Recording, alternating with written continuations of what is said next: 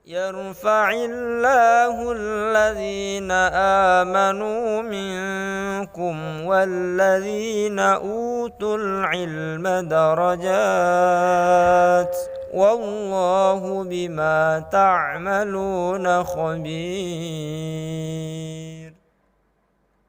Metode Al-Bidayah, jembatan ngaji kitab kuning untuk para pemula. Bismillahirrahmanirrahim. Assalamualaikum warahmatullahi wabarakatuh. Alhamdulillah, pada kesempatan sore hari ini kita bisa melanjutkan kajian kita tentang teori dasar ilmu nahwu, yang insya Allah pada kesempatan sore hari ini kita akan membahas tentang la allati linafyil jinsi. Akan tetapi sebelum lebih jauh mengurai tentang masalah ini, marilah kita membaca Al-Fatihah bersama-sama dengan sebuah harapan agar Allah memberikan kemudahan kepada kita semuanya. Al-Fatihah. A'udzubillahi minasyaitonirrajim. Bismillahirrahmanirrahim.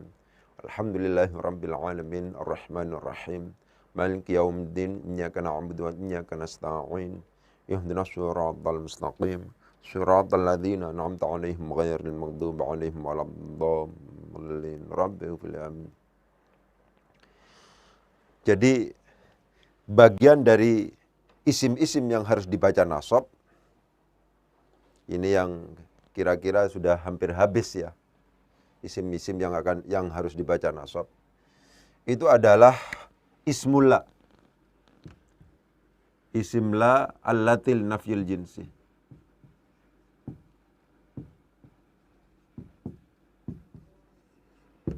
Itu begitu. Karena demikian kita harus paham tentang apa la allatil nafyil jinsi itu. La allatil nafyil jinsi itu adalah lam yang beramal sebagaimana pengamalannya inna. Dalam hal ini adalah tansibul isma wa tarfa'ul khabar, akan tetapi dia khusus masuk pada isim nakirah. Jadi dari aspek amal dia sama persis dengan inna, ya, yaitu tansibul isma wa tarfa'ul khabar. Kemudian karakteristiknya, kalau inna itu adalah masuknya jelas-jelas pada isim ma'rifat karena awalnya itu adalah mubtada khobar, begitu ya. Kalau ini khusus memang harus pada isim nakirah ini. Ya, khusus masuk pada isim nakirah. Ya, begitu. Jadi lam itu sendiri, la allatil nafil jinsi itu sendiri adalah la yang beramal sebagaimana inna, yaitu tansibul isma wa tarfa'ul khobar.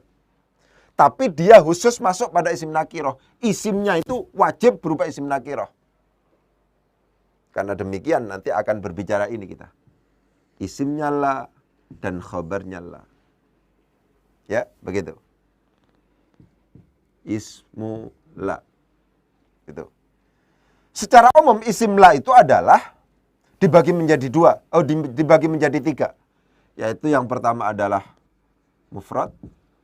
Yang kedua itu adalah mudhaf. Yang ketiga adalah syabihun bil mudhaf.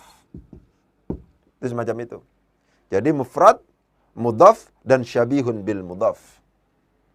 Contohnya, la rajula fid dari. Ini mufrad. Yang mudhaf, la taliba ilmin fiddari. Yang syabihun bil mudhaf, la taliban ilman fiddari. Ya, ini diperhatikan. Saya ulangi lagi. La allatil nafil jinsi adalah la yang berpengamalan sebagaimana inna, yaitu tansibul isma wa tarfa'ul khabar. Tapi dia khusus masuk pada isim nakirah. Karena demikian ketika kita berbicara tentang la, pasti kita akan membahas tentang apa itu isim la, dan bagaimana pembagiannya, dan bagaimana juga nanti khabarnya itu pembagiannya seperti apa. Ya. Isim la pembagiannya ada tiga. Ada mufrad, ada mudhaf, ada syabihun bil mudhaf. Dalam konteks ini, saya kepingin tegaskan sekali lagi bahwa hati-hati menerjemahkan istilah mufrad. Mufrad tidak harus selalu dilawankan dengan tasniyah atau jamak. Tidak. Dalam konteks, ini saya ulang lagi, mufrad. Kalau dalam konteks kalimah, memang mufrad itu lawan dari tasniyah dan jamak.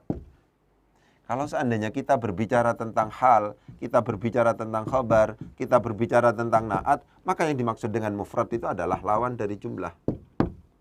Tapi ketika kita berbicara tentang munada yang sudah kita lewati, dan juga berbicara tentang isim la allatil nafil jinsi, itu ya, isim la allatil nafil jinsi,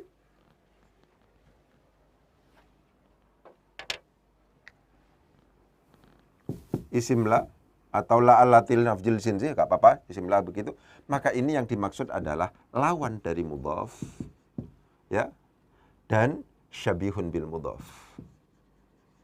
Syabihun bil mudhaf. Gitu.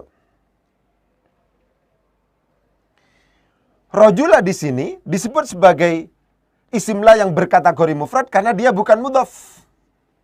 Dan juga bukan syabihun bil mudhaf. Dampaknya apa Ustadz? Pembagian ini, kalau ini disebut sebagai mabni, tepatnya adalah mabniun ala ma yunsabu bihi. Kalau dua yang terakhir, mudhaf dan syabihun bil mudhaf, itu adalah disebut sebagai mu'rab. Itu semacam itu. Jadi, isimlah dibagi menjadi tiga. Ada yang berkategori mufrad, ada yang berkategori mudhaf, ada yang berkategori syabihun bil mudhaf. Hati-hati menerjemahkan istilah mufrad dalam konteks ilmu nahwu. Mufrad memungkinkan diterjemahkan tasniyah dan jamak ketika konteksnya adalah kalimah. Pembagian kalimah. Mufrad juga bisa diterjemahkan dengan lawan dari jumlah ketika kita berbicara tentang hal, ketika kita berbicara tentang khabar, ketika berbicara tentang na'at. Mufrad juga bisa dilawankan dengan mudhaf dan syabihun bil mudhaf kalau seandainya yang kita bicarakan itu adalah bab munada dan bab isimlah atau la allatil nafil jinsi. Itu semacam itu, ya. Jadi penting untuk kemudian ditegaskan masalah ini.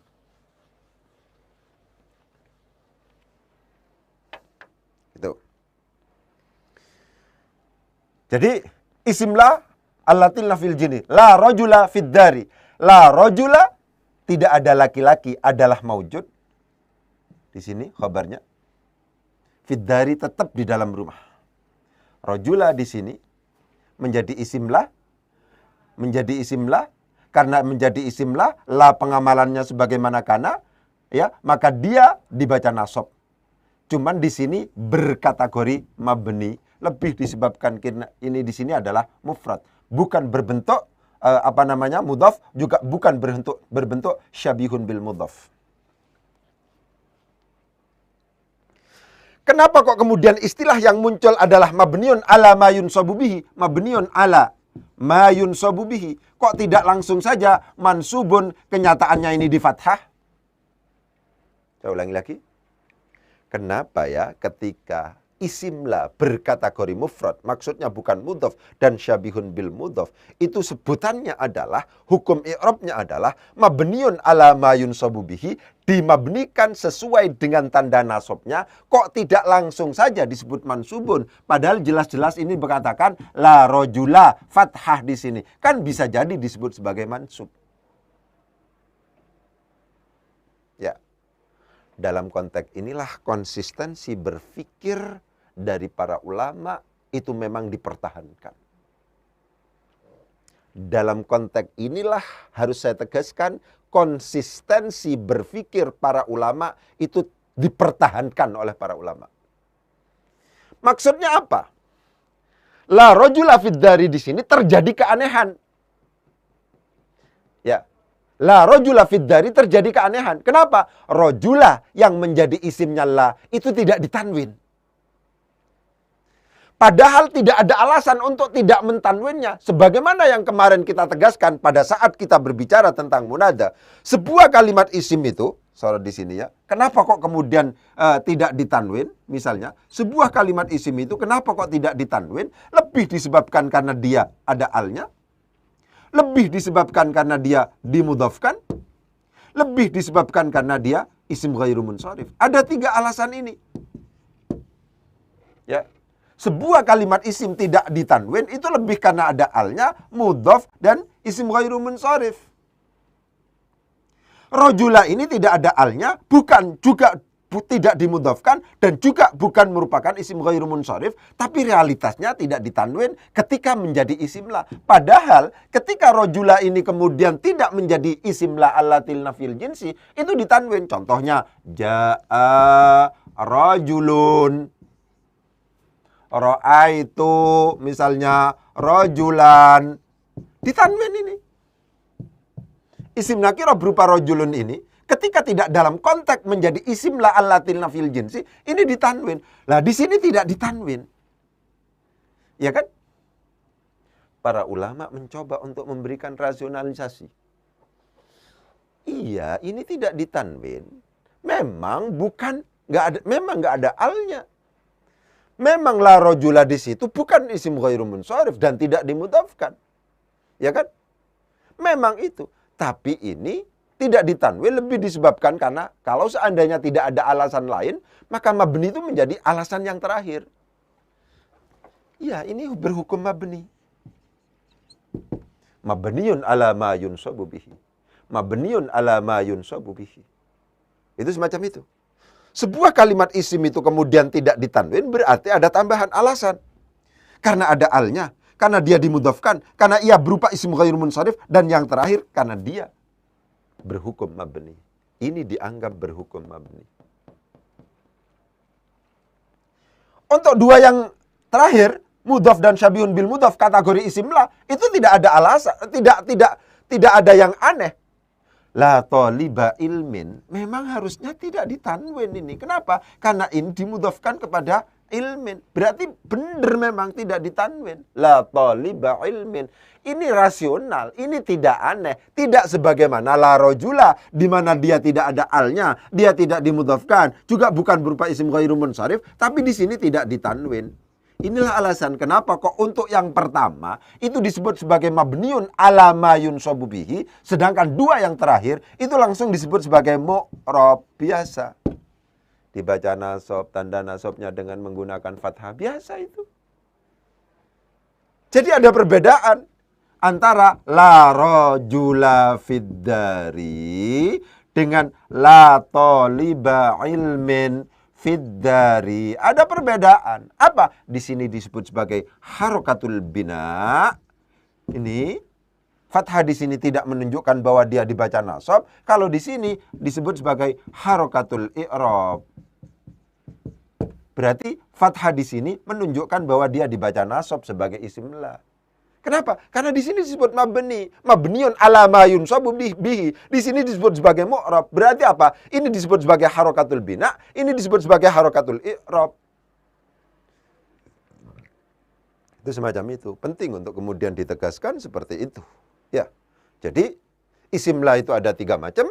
Ada yang berkategori mufrad, ada yang berkategori mudhaf, ada yang berkategori syabihun bil mudhaf. Hati-hati menerjemahkan istilah mufrad. Mufrad itu adalah bukan mudhaf dan bukan syabihun bil mudhaf. Mudhaf itu adalah idhofah begini. Syabihun bil mudhaf itu apa? Syabihun bil mudhaf itu maksudnya diserupakan dengan mudhaf. Maksudnya apa? Ini terdiri dari 2 susunan kata, di mana antara yang satu dengan yang lain tidak bisa dipisahkan, sebagaimana susunan idhofah tidak bisa dipisahkan. La taliban ilman, itu juga tidak bisa ini. Ada kaitan antara ilman dengan taliban ini. Karena ini menjadi ma'mul. Ini dipaksa dibaca nasab itu karena ada taliban ini yang beramal sebagaimana fiilnya. La taliban ilman. Ya. Jadi syabihun bil mudhaf itu maksudnya diserupakan dengan mudhaf. Maksudnya apa? Ini terjadi dari tidak satu kata, tapi 2 kata misalnya, ya. Yang mana hubungan antara yang satu dengan yang lain itu tidak bisa dipisahkan sebagaimana. Nah, saya ulangi. Sebagaimana susunan idhofah antara mudhaf dan mudhaf ilaihnya itu tidak bisa dipisahkan. Ya, itu semacam itu. Jadi Ada yang disebut sebagai mufrad, ada yang disebut sebagai mudhaf, ada yang disebut sebagai syabihun bil mudhaf, tapi semuanya ini harus berupa isim nakirah. Rojulan itu taliba ilmin, bukan talibal ilmi. Kemudian at-taliba ini bukan nggak boleh ada alnya. Itu semacam ini. Semuanya isim nakirah. Kenapa? Karena memang la allatil nafil jinsi, pengamalannya sama persis dengan inna wa akhwatuha, yaitu tansibul isma wa tarfa'ul khabar, tapi dia khusus masuk pada isim nakirah. Itu semacam itu. Selanjutnya sekarang tentang khabarnya sekarang. Ya.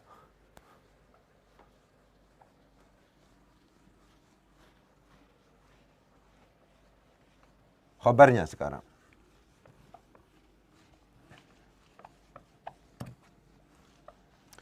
Khabar la allatil nafil jinsi itu ada dua. Khabarul la.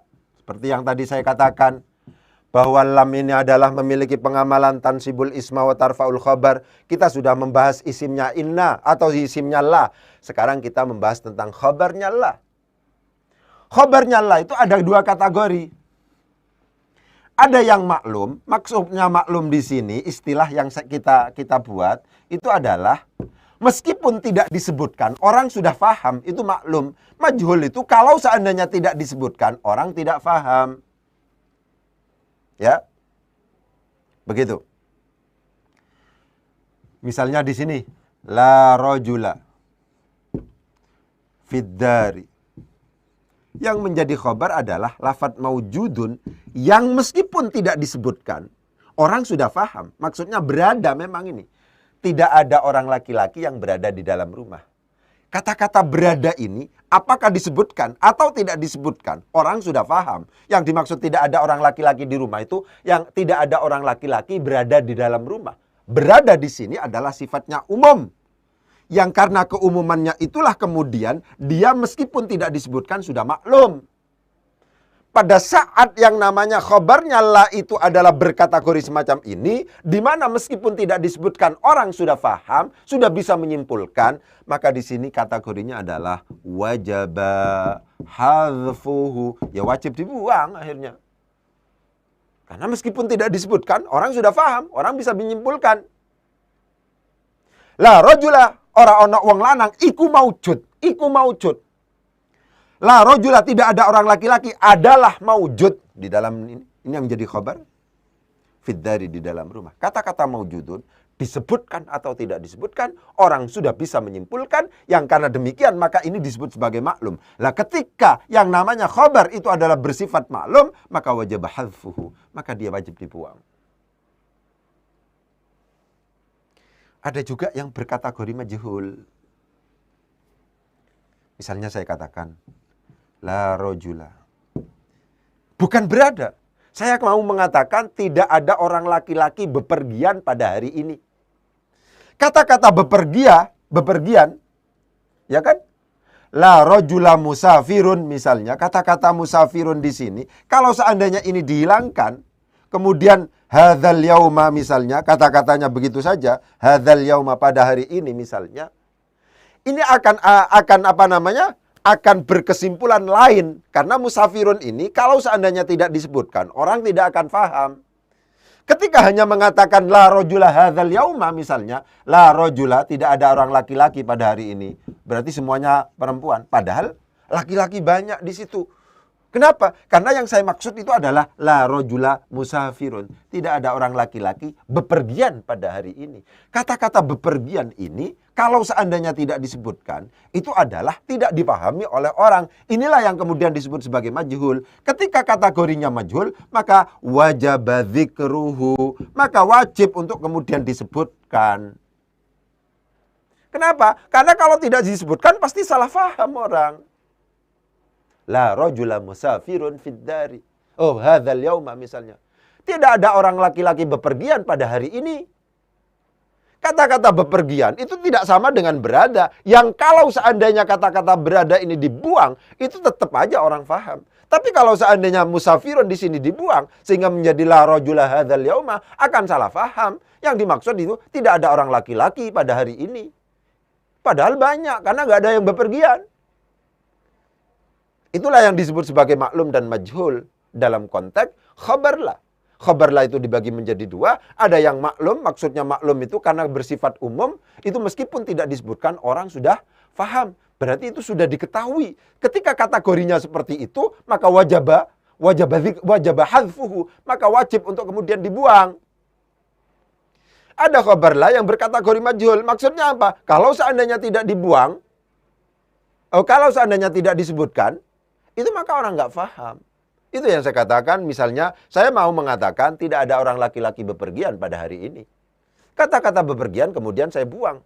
Sebagaimana maujudun dibuang. Pasti orang salah faham. Akhirnya berbunyi la rajula hadzal yaum. La rajula hadzal yaum. Bukan hadzal. La rajula hadza al yaum. Misalnya. Maka pada akhirnya akan salah faham. Yang saya maksud itu adalah tidak ada orang laki-laki bepergian pada hari ini. Tapi karena kemudian itu dibuang menjadi tidak ada orang laki-laki hari ini. Padahal orang laki-laki banyak di situ. Kenapa? Karena nggak ada yang bepergian. Itu semacam itu. Ya, jadi ada isim la, ada khabar la, dan seterusnya. Jadi la allatil nafil jinsi itu adalah la yang berpengamalan sebagaimana inna, tapi khusus masuk pada isim nakirah. Kemudian karena berpengamalan sama dengan inna, maka dia punya isim dan dia punya khabar. Isimnya itu dibagi menjadi menjadi tiga. Ada mufrad, ada mudhaf, dan syabihun bil mudhaf. Hati-hati menerjemahkan mufrad pada saat itu. Mufrad dalam konteks munada dan isim la allatil nafil jinsi itu lawan dari mudhaf dan syabihun bil mudhaf. Untuk khabarnya, la itu ada dua kategori. Ada yang maklum, yang kemudian wajib hadfuhu, yang wajib dibuang. Dan ada majhul, yang wajib untuk disebutkan. Itu semacam itu. Sekarang wacana yang lain. Ya, bagaimana kalau la allatil nafil jinsi itu kemudian diulang-ulang? Ya, ini baca ada bab banyak gitu. Tikrarula. Mengulang-ulang la. Allati linafil jinsi. Ya, begitu. Langsung aja pakai contoh. 1. La haula wala quwwata illa billahi. Illa billahil aliyyil azim. Illa billahil aliyyil azim. Ya, yang kedua sekarang. La haulun wala quwwatun illa billahil aliyyil azim.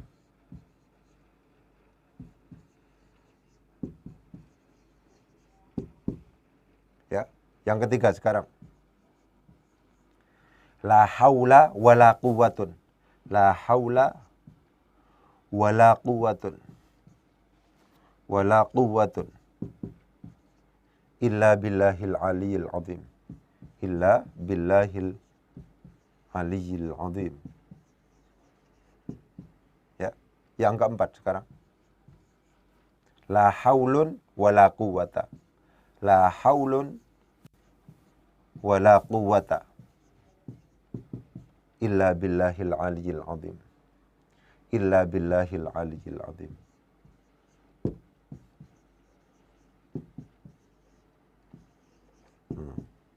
Yang terakhir, wacana yang terakhir, ini benar semua, adalah la haula wala quwwatan illa billahil aliyyil azim.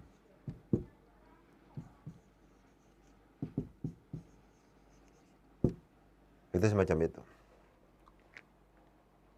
Jadi, dari contoh ini, kalau seandainya ada pengulangan la, allatil nafil jinsi, buktinya ini masuk pada isim nakirah, maka ada dua kemungkinan.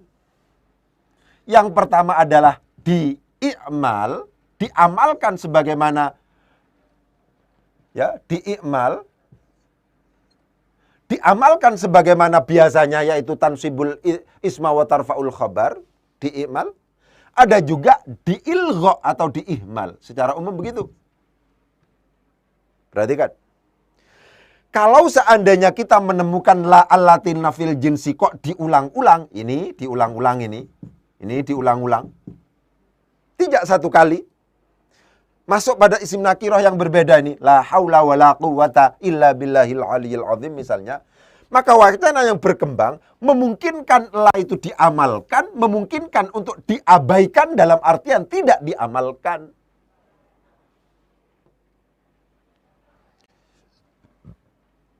Kalau diamalkan bagaimana? Ini contohnya. La haula wa la quwata. Ini diamalkan. Yang tidak diamalkan bagaimana? La haulun wa la quwatun. Ini la sama sekali tidak dianggap sebagai la allatil nafyil jinsi yang memiliki pengamalan tansibul isma wa tarfa'ul khobar, akan tetapi dia masuk pada isim nakirah, sama sekali tidak dianggap itu ketika sudah ada pengulangan. Boleh seperti itu. Jadi memungkinkan untuk kemudian dibaca la haula wa la quwata, memungkinkan untuk kemudian dibaca la haulun wa la quwatun illa billahil aliyil azim. Kalau la haulan wa la quwatun itu berarti ilgha, diilgha, algha yulghi ilgha'an, diabaikan, tidak difungsikan, tidak diamalkan. Memungkinkan wajah yang ketiga itu adalah gabungan.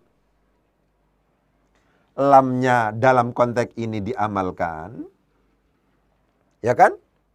Wawunya di sini dianggap sebagai wawu athof, diperhatikan. Lamnya di sini dianggap sebagai la zaidah, perhatikan. Kuwatun di sini dianggap sebagai ma'tufun. Mana ma'tuf alaihnya? Ya. Oh, yang ini ya, yang ini bukan ke sini, yang ini. Mana ma'tuf alaihnya? Ma'tuf alaihnya adalah la plus isimnya. Diperhatikan. La plus isimnya oleh para ulama, la plus isim itu fi mahalli raf'in. Fi mahalli raf'in. Dianggap berkedudukan rafa' sebagaimana mubtada. Dianggap sebagai berkedudukan rafa' sebagai mubtada atau disamakan dengan mubtada. Diperhatikan. La plus isimnya la haula wa la quwatun. Wawunya waw apa? Wawunya waw athof. Lamnya apa? Zaidah li taqwiyatin nafyi. Untuk menguatkan penafian. Kuwatun jadi apa? Jadi ma'tuf. Mana ma'tuf alaihnya? Ma'tuf alaihnya adalah mahal i'rab dari la plus isimnya yang oleh para ulama dianggap fi mahalli raf'in. Karena demikian ma'tufnya la haula wa la quwatun. Coba diperhatikan. Wajah yang ketiga. Wajah yang selanjutnya, la haulun wa la quwata. Ini diilgha yang pertama, memungkinkan juga. Tidak diamalkan sehingga dia dijadikan sebagai mubtada biasa. Ya. Wa la quwata, sedangkan yang kedua tetap diamalkan sehingga ini beramal. Wa la quwata. Ada ilgha plus i'mal. Ilgha plus i'mal. Ilgha plus i'mal. La haulun wa la quwata illa billahil aliyil azim. Ada juga bacaan yang selanjutnya adalah la haula wa la quwatan. Wawunya dianggap sebagai wawu apa? Wawunya dianggap sebagai wawu athof. Lamnya dianggap sebagai apa? Lamnya dianggap sebagai lam zaidah. Kuwatan dianggap sebagai apa? Dianggap sebagai ma'tuf. Diatofkan kemana? Diatofkan kepada isimnya la. Bukan la plus isimnya, tapi isimnya la. Isim la yang berkedudukan nasab. Perhatikan. La haula wa la quwwatan. La haula wa la quwwatan. Kenapa kok dibaca kuwatan? Ini atof.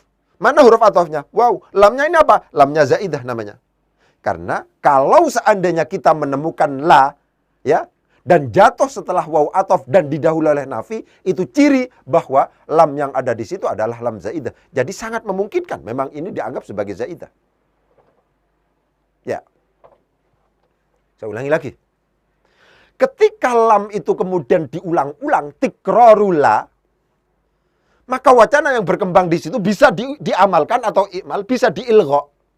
Kalau diamalkan bagaimana? La haula wa la quwata illa billahil aliyil azim. La haula tidak ditanwin di situ, wa la quwata illa billahil aliyil azim. Berarti beramal itu dua-duanya. Boleh.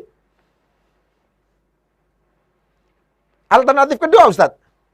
Alternatif kedua dibaca tidak diamalkan sama sekali. La haulun wa la quwatun dengan menjadikan haulun sebagai mubtada. La haulun wa la quwwatun. Ya. Jadi dijadikan sebagai mubtada biasa. Gitu. Berarti lamnya tidak beramal. Mungkin akan ada pertanyaan, kenapa kok bisa mubtada itu berupa isim nakirah? Mubtada memungkinkan berupa isim nakirah apabila ada musawwirat. Salah satu musawwirat itu adalah didahului oleh nafi. Ini sudah didahului oleh nafi ini. Itu semacam itu. Ya. Bisa juga dibaca bagaimana Ustaz? La haula wala quwwatun, gabungan. Tidak 100% di i'mal, tidak 100% di ilgha. Ada i'mal dan ilgha. La haula wala quwwatun. Wawnya dianggap sebagai waw apa? Waw ataf. Lamnya dianggap sebagai lam zaidah. Quwwatun ma'tuf. Ma'tuf kemana? Kepada mahal i'rab dari la dan isimnya, yang oleh para ulama lam dan isimnya itu fi mahalli raf'in. Karena demikian ma'tufnya juga harus bermahal rafa, sehingga la haula wala quwwatun.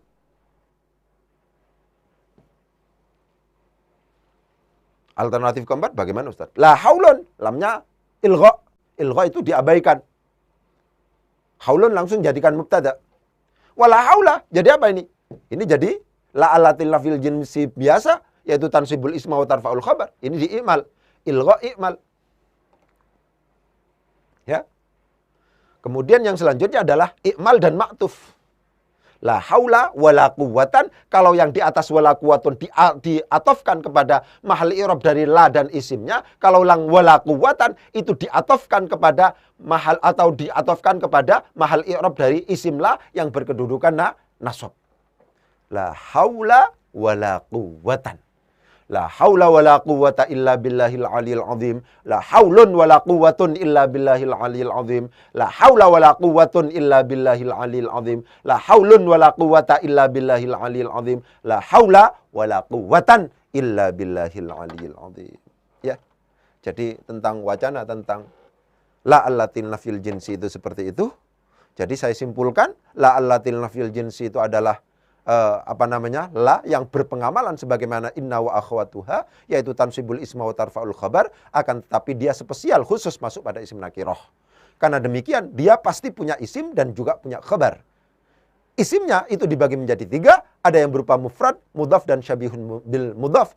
Oleh sebab itu hati-hati menerjemahkan kata-kata mufrad dalam konteks ini, ya. Khabarnya dibagi menjadi berapa? Dibagi menjadi 2, ada yang berkategori maklum, ada yang berkategori majhul. Maklum itu maksudnya meskipun tidak disebutkan orang faham, kalau majhul itu maksudnya adalah kalau seandainya tidak disebutkan orang tidak faham sehingga harus disebutkan. Inilah yang kemudian memunculkan konsep wajaba dzikruhu dan wajaba hadzfuhu. Itu semacam itu. Bagaimana kalau la itu diulang-ulang? Kalau la itu diulang-ulang, sebagaimana contoh la haula wala quwata illa billahil aliyil azim, memungkinkan untuk kemudian diimal, memungkinkan untuk kemudian diilgha.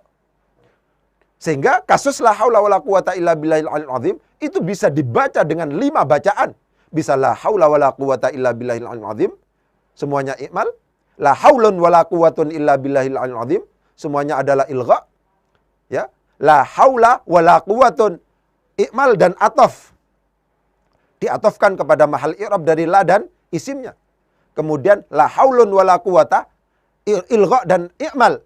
Kemudian la haula wala quwatan, kemudian itu i'mal plus ataf kepada isimnya la. Ya, itu semacam itu. Ya, mungkin itu yang bisa saya sampaikan. Kurang lebihnya mohon maaf. Wabillahi taufiq wal hidayah. Wassalamualaikum warahmatullahi wabarakatuh.